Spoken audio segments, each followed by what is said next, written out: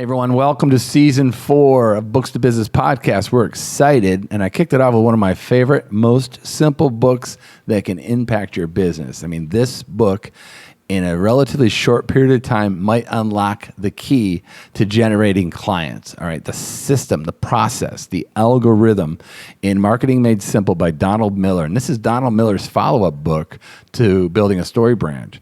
And if you remember, in Building a Story Brand, he talks a lot about positioning yourself as the guide, the person that knows how to solve the problem in the eyes of the customer and everything that you do in your branding and in your media. But Marketing Made Simple is a simple 5-step process, a checklist that you need to build a sales funnel. All right. And that checklist is very well laid out in the podcast, and it's also very well laid out in the book. So I hope you enjoy this and learn about the marketing collateral and the system and the syntax, the order that can change your life. What's up, Stevie? We got Marketing Made Simple, a step-by-step story brand guide for any business by Donald Miller. Yeah. It's a follow-up book to Story Brand. Super simple. Like the main thing I just got was clarity just from this other book, but this was really, really helpful as well. Yeah, there's 2 big ideas you're going to get out of this book. It's clarity and execution. Those are the two principles, the 2 foundations of executing a marketing plan I think you're going to get out of this book. And if you don't do marketing for your company, read this book anyway, because what you get out of it is incredibly valuable. Because now you're going to be able to at least converse with some of these techie people that tend to like say things that you might not know, but at least now you'll have the framework to build a funnel. This is really a book about how to build a sales funnel written in English. Yeah, I liked when he talked about the difference between branding and marketing, because I always hear those words as almost interchangeable. Mm-hmm. But right here I have it pulled up. It says, branding affects how a customer feels about your brand, while marketing communicates your solution. Right. It's a good distinguished. Yeah, he has it broken down to the whole book can be summarized into the 3 stages of the relationship that you got to take a customer through, which I'll tell you in a second, and then the 5-part checklist to building a funnel for your business to sell any product. Because he's tried this in over 10,000 different products. Yeah. It works for anything. It doesn't matter if you're a dental practice, a financial advisor, you're selling yoga lessons, or software and a service. I mean, anything it works for, that process. But I love the simplicity of it. In fact, if someone doesn't hire me to do this type of work, and we do a little bit of this, but we do the finished carpentry. You know, there's a lot of carpenters out there, but sometimes they need finished carpentry, specifically when it comes down to what the message is, mm-hmm. and getting the words correct so they work. But if they don't have the money to do that, I always say, hey, check out this book for $14. You'll learn more about marketing than you probably took in 2 years of college. Right, and he also, not only does he make it super simple, he outlines like a formula for each piece of your marketing plan. Whether it's the one-liner really stood out to me when he talks about problem, solution, result. Right. And what I like about that one-liner is like, okay, you make sure you hit those points. We always talk about try to do as least words as possible. Someone who just stumbles across what you do should be able to repeat it. And then you use it everywhere, social media, on your headliner. And that one-liner should just like tell your entire story right in one line. The one line is kind of... think about you get stuck on the elevator with someone famous and you look up at them. Let's say it's Tony Robbins. He's like 7 feet tall. And you look up and he looks down at you. There's just the 2 of you. And he says, hey, man, what do you do? Yeah. And then that's where your one-liner will come quickly. That's perfect, yeah. We're the best example of a one-liner in contemporary world, I think, is the most recent election. I mean, Trump had a one-liner that no one knew what Jeb Bush wanted to do. A lot of people didn't know what some of the other candidates, and I can't even honestly remember what Hillary Clinton stood for. Yeah. But Trump used marketing, and of course he had all the resources. He wanted to make America great. Everybody knew about it. Like that was his one-liner. I'm going to make America great again. And that he used that on, over and over and over again, and people became familiar with that at the polls, and he won. That's a good example. What was Tony Robbins' one-liner? Could you remember it, or what? I don't. I wasn't in the actual elevator. I know, I know, but like if you had to guess, Tony, it would be "Live with Passion" is Tony's one-liner. Yeah, that's what he uses. That's great. Yeah, I met him a couple of times. I was in a couple of his executive deals. He was interesting. That guy's intense. Yeah. But let's go through the 3 steps of the Sure. relationship, and think of yourself as a shy young man, right? And maybe you're just in college and you see a girl you like. You certainly don't walk up to the girl and say, "Hey, would you like to get married?" Right. The 3 stages of the relationship. The first stage starts off as curiosity, because we're curious people. We come out of the womb curious. The second stage is enlightenment. So once you're curious, you want to learn more. And so it's enlightenment. It's a greater stage. And the last stage is commitment. So if you put those 3 together, curiosity, enlightenment, and commitment, it's very much like dating. Yeah. When someone says, "I'd like to take you on a date," maybe we can go to a movie. Right. A lot of curiosity may be happening in the person's mind. And that's kind of what I like it. So you don't just run up to someone and say, "Hey, you want to get married?" You say, "Hey, let's go on a date." And if they don't date you, you say, "Okay, how about I send you a letter or an email or a text?"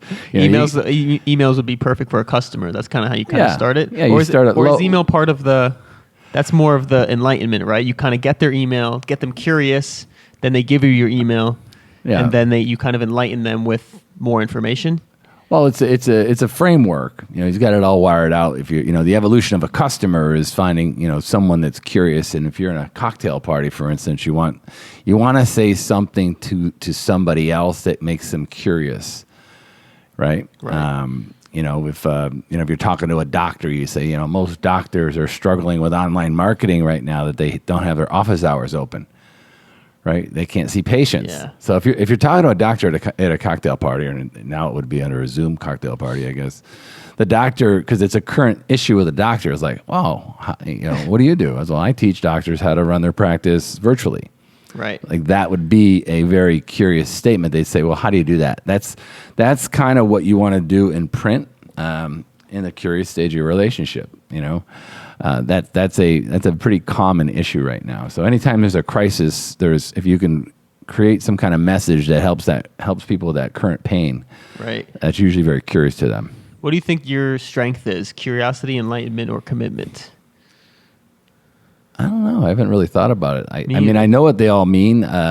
Getting someone interested in watching. I mean, we're doing TikTok videos now, Right. so Yeah, we're getting pretty good at understanding that. yeah, which is all brand new language to us. It's like you got to say something in under a minute that's Right. interesting to someone. So what I do is I usually ask them a question, and about something I think the audience might want to see. I'm talking about people recreating themselves. So the last video we did is, do you want to become your family's first millionaire? Right.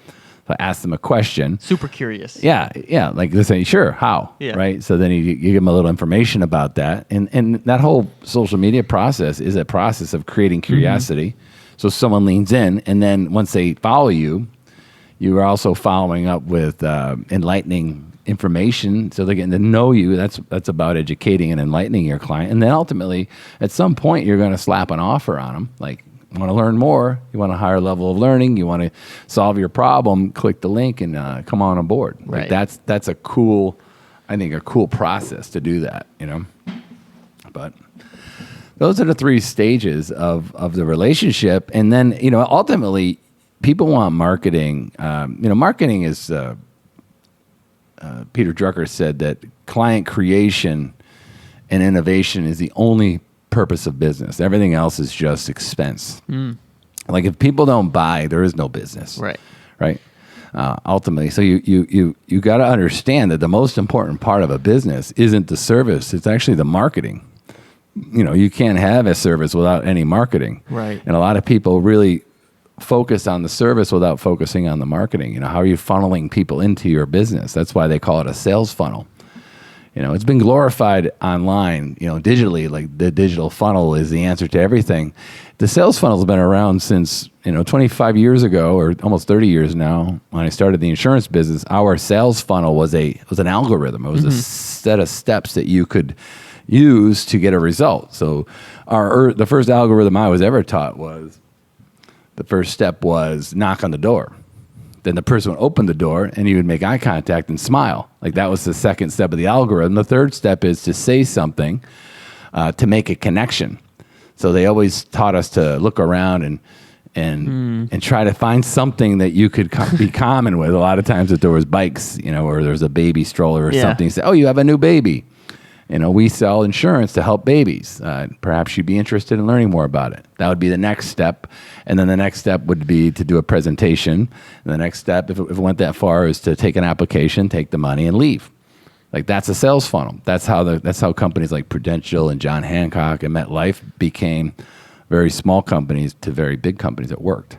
And yeah, I was going to say, and now you have Facebook, which gives you, like, instead of the bike literally or the stroller in their garage, you have like a million different points of interest that you could kind of like throw an ad at for them. Oh yeah, I mean, if you know a lot about an audience, if you know what they're having problems with right now, they're going to be like automatically wired to be curious to solve the problem. Like that's like evolution. That has nothing to do with any marketing. It's like, I need to survive. Like, if a doctor now who has a big mortgage and kids going to college and is making several $100,000 into practice, and then all of a sudden one day the CDC and the government says you can't go into the office and people only can do essential medical visits, they're out of business.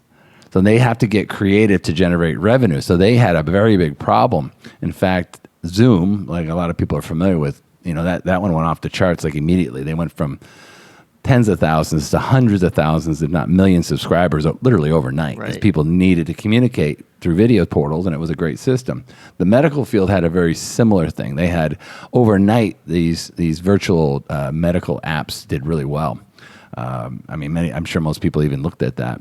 So there was an instant problem. If a company was marketing correctly, if you knew a doctor was online somewhere, and they are, you can find them because Facebook, Google, and Amazon did all the research you ever need to find out who they are, where they are, what their family situation is, all that data you can buy for pennies that they got for billions of dollars. And you can put a message in front of them, right, that makes them curious. And they opt in, meaning they kind of click, yeah, you got me, tell me more. And then you enlighten them. Then finally you can make them commit. You say, let's have a meeting. Let's talk. Let me offer you something to help you solve your problem. That's the whole framework of the relationship. That's any relationship in business. What did you think of the book? I thought it was really simple. It made me feel like you can really outline everything you do down to the one-liner, because I haven't even come up with a great one-liner. We had Duncan do anything, which I really liked, but it made me feel like it was almost a little too broad. Like dunk, they want to dunk, but I want to make it more of like A to B, like problem, solution, result. So they're going to dunk, but is that enough? I don't know. So I wanted to kind of say maybe like jump higher and dunk. So it's really, really specific. Yeah. But I also thought it was so powerful that this process can be put to any product, any marketing thing. He says if you have a team with all these different products, you could just run the same thing to them. Right. And then he also like outlined the actual sales funnel and every little piece of it and dove into those and had worksheets. So if you really need something done marketing-wise, you can use this book as not just information of concepts. He has like the actual things you could answer questions, and those are really helpful. Like, for example, he has a couple questions like, where were they? What problem does your product solve? Where are these questions? What will your customer's life look like if they buy your solution? Right. What consequences does your solution help customers avoid? And what does your customer need to buy? Why? Wait, what does your customer need to do to buy your product? Because a lot of times people leave out the buy now, or they don't really even follow up, like make an appointment, just making things like super, super clear. Yeah, it comes down to that. Those are the three stages of the relationship, and you wanted to do this for your business. It comes down to having just five pieces of marketing collateral that, isolated on their own, are all so simple to create. You can literally create them in an afternoon. Like I've taught in this process to someone in one day. Yeah. Once you're clear on who it is you're going to talk to, an audience, you want to research that audience forensically, not like somebody that just kind of says, "Oh, I think doctors are worried about X, Y, Z." Talk to the doctors, ask them what problem they live with, and I learned this concept, like audience research from a guide in Africa, because he was talking to me about watching the animals, and he says nobody watches the animals like this animal does, because I wanted to see lions. When I went to Africa, I want to see the big cat. And he said that, if you are lucky to see a cat, the only way you'll see them usually is if they're bedded down, because they don't really run around like wild animals. Right. they just sit and they look at a herd, and they look at them for hours, and they'll evaluate it, and they want to break that herd off. They want to attack it and strategize how to break that herd off from the many to the few. And they create that strategy. They look for a weakness. They look for a pain in the herd or a weak animal, and they attack. And when they do, the weaker one comes off to the right, and that's the one the lion gets. Marketing's the exact same way. You want to evaluate an audience that you're interested in, and there's lots of, everyone has an interest, and some is obvious, sometimes not. Sometimes everyone wants to be everything to everybody. Right. You can't. That's what we learned in the last book. You'll lose it, right? You'll lose. So if you want to find out what the pain is, and when you have that, you got the ability to create the first of the 5, which is the one-liner. It's a pain statement, really. It's like most doctors struggle getting, delivering appointments to people virtually, right? Our software and coaching helps teach them the easy 1, 2, 3 system to do that in less than a week, so that they can be more happy, healthy, and successful. Yeah. That's the 3-step story, but it all starts with that first that one-liner. Yes. And the one-liner came from like the Hollywood log line. That was a short little blip about a movie that was written. So that's kind of a cool process. The other 4 pieces of collateral, and we'll go over each one quickly. The second one is a lead generating PDF. So once you have a one-liner, then you got to have an educational piece that people want. I'm curious about that. I want that. Right. Right. And if you've ever been strolling through internet and you see the 2 foods that are killing you that you might be eating now, click here to find out which one it is. Yeah. Yeah. That's like an example of curiosity. When you click, they could say, "Oh, download this free nutrition guide," and that's a lead generator, because you got to trade that with the company to get it, and that lead generator should help them survive. Right. So in this example, I'm making this up flat on the spot, but in this example, if you made up a PDF for doctors and say, the five easy ways to get online for doctors in the COVID-19. Like people that are doctors, if you can get at them, they'd click on that. They'd want to see what it is. And that's a lead generating PDF. And then you need to get that thing to be on a landing page. Yeah. So that's collateral number 3, is an actual one-page website. That's what I want landing page is. That makes it very painfully simple what the steps are. It should just be a massive call to action. It's like, here's your PDF. I promise you. Click here. Give me your email, and I'll get it to you. Yeah. And the last 2 pieces of collateral are both forms of email. One's a sales email that asks them to become a client or to go to an appointment, and the other one's a nurturing email. So one will nurture them and massage them and give them more information. It'll help make you more of an authority in their eyes. It'll start to educate them on who you are, the nurturing process, and then the sales process will be, bam, click here. Click here to get to commit. That's the commitment stage of the relationship. That's a sales funnel. Yeah. That's it. Yeah. And everyone wants to glorify what it really is. I mean, you ever see all these people who want to build funnels, and like a sales funnel is nothing more than the process of getting an audience's attention, asking them a question about a problem that they have, like you're almost asking them a loaded question, and then making a promise to be part of solving the problem with them, and taking them through that exercise where they have to be curious. So your one-liner comes in to make them curious, to get them to opt into the landing page, all right, which gets them to click into an email relationship. They give you their email, you give them the PDF.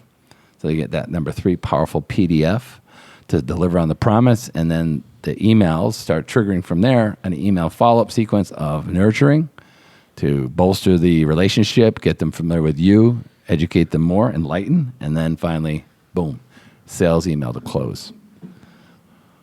That's it. That's the sales process. And this book I think it does a hell of a good job talking about that. The other thing I was going to say is that it really stands out now that you think about it, as like the nurturing of that relationship, instead of just saying like, try to get them to click, try to do this. It's really look at it more as like every customer is someone you're trying to get to know. And the better you do that and the more clear you are with what you want to help them with, the more they're willing to do it because they're not just trying to buy something. Everybody's a little skeptical, but they get to know you. You fill them with good information. They almost feel that reciprocity where you give them so much information and so much value. They're like, he's been so good to me. I want to like help him out with his business almost. Because like when you go to download something, if it's really good, a free download, they're like, man, that was really good. It makes them want to check out what you have more. So it really puts it into, it's not just a place to capture an email. You really got to you almost got to go, that's might be most important because if you over deliver there, it really makes them extremely curious to see what else you got. Well, there's a few things that, I've done a bunch of these. So there's some things you want to think about, think about it as like, this is the very first part of the relationship. So if you're clever enough to write sales copy, and what that is, sales copy is copywriting, is putting words in order, the right words in the right order that unlock the key to the problem in the brain. Right. So it's words that sell. All right. You can try copy. That's the beautiful thing about internet marketing now. Like Facebook, you can do it for $1 a day and test all kinds of different sales copy, different words and images that get people to click. All right. That's your one-liner, basically. It's basically getting their attention with the image and the words, get them to click. Now, when they click and they land on your landing page, that landing page has to be super clear. Okay. It's almost too busy. Most are too busy, where people have a hard time figuring out what I'm doing again because they forget why they even got there by then, the way we click. Once they click, you're going to be trading them their email for a PDF, and that PDF is a promise to help them solve a problem. If it's crap, here's where the mistake is. If it's junk, right? Some people put junk out there. You just went on the first date and you took her to McDonald's and you didn't even get a Happy Meal, Yeah. You got fries. Like you blew it. Yeah. And that's a big problem. Like Yeah. you blew it. And Could you over deliver too much? yeah, well, yeah. If you solve the problem too much, right? They have no reason to keep talking to you, right? The famous thing in marketing is give away the why, sell the how. So don't give away the solution. Yeah. Teach them and say, because you're talking to 4 billion people right now in the world. There's 4 billion people right now on social media. Right? Yeah. I mean, assuming you're going that way, you don't have to. But if you're going online with 4 billion people and sometimes there's 2 million, 3 million, 5 million in your audience, that's too many. You got to break it down. And you ask that audience a question and Facebook bombs it out to everybody. Whoever's interested is going to raise their hand. Right. So you got to have a process to funnel those people into a system where they can ultimately talk to you because you can't talk to 2 million people. Got an interesting question for you. A little bit of a strange question, but if you were back knocking on doors and someone told you, this is before the internet, especially how it is now, if they said, hey, you can market to all these people based on their interests instantly, simultaneously, hundreds of people at a time, what do you think you would have done? Oh my God! Once I broke the code, I mean, my stories are quite simple. When my sales funnel changed when my son was born, because when my son was born, as soon as he was born on January 10th, 1992, the nurses came in and they put ink on his fingers and his feet, right? Yes. And they stamped it on a card. And I was like, "What do you do with that card?" She says, "This is how we make birth certificates. We file it on, it's public information." Yeah. And I was like, wow, that's interesting because every Tuesday night, on top of knocking on doors, the second worst thing to do is to cold call. We used to cold call people from the area when the birth announcements would come out in the paper. So if David was born on a Tuesday, it wouldn't be until next Tuesday, if I'm lucky, that his announcement would be in the paper. So that Tuesday night, you're going to get about 10,000 phone calls from insurance agents. Hey, you had a baby. Like, that's why people buy. Well, I found out how to get that information earlier. I did research, so I went to town hall, and I ultimately got the data first. Yeah. So if you had a baby and it was filed on a Wednesday, on a Thursday, I'd know. And the day you came home, I'd call you and say, hey, I guess you just had a baby. Congratulations. I saw his card in town hall. And I'm wondering if you've updated your insurance since your new arrival. Right. I'd love to come by and talk to you. I know you're on XYZ Street. I'm over there at 1 over. I'll come by. I'll be on time. I'll share some information. And I'll shake your hand. Yeah. Like, that's how I built. That my sales funnel turned quickly. When it got even better is when I ended up buying what's called a Pitney Bowes mail machine. This was a machine in the early 1990s that you put paper and envelopes in, and you could run it through a computer. It would print on the paper, fold it in 3, insert the name of the client, and it fold, insert, and stamp it. So we went from knocking on doors to making some calls to being able to send out thousands of email, or thousands of snail mail a month, and that's what really hit it for me. So I did mass marketing, and then as the internet started coming, I started dabbling in that. Not at the rate I should have. If I really knew what I know now, I would have went all in like 1995. Wow. Yeah, I would have been. If you have a cure for cancer right now, if you do, it's not very hard to tell everybody about it. If you had a cure for cancer in 1990, and you wanted to tell people, unless the news picks you up for free, you would have had to buy flyers. You would have had to take out ads in the radio and the newspaper. You would have had to, you could never afford time on TV. Right. That was very expensive advertising. Like, you wouldn't be able to tell everybody even if you had an amazing thing. So what this book does, it gives you a chance. It gives you a fighting chance as a business owner, a very small business owner, to get very masterful and specialized in a very small marketplace, become an authority in it, get a very targeted message, a one-liner in their hands, so they go through your sales funnel, ultimately end up in your email sequence and become clients. And it's a numbers game once you figure it out. Yeah. It's all testing. This is the best $14 you'll ever spend in your life. It's really helpful. All right. That's good. That's marketing made simple. And you don't have to read the book. Actually, I gave you all 5 components of the checklist. I gave you all 3 stages of the relationship. And there's lots of collateral online about this book, but hope you apply this to your sales funnel. Do your checklist, be thoughtful, get your one-liner, get your lead generator, build your landing page, build your follow-up nurturing sequence, build your follow-up sales sequence. There's your 5 parts of your funnel. Boom. Awesome. Everybody take care, and we'll see you in the next show.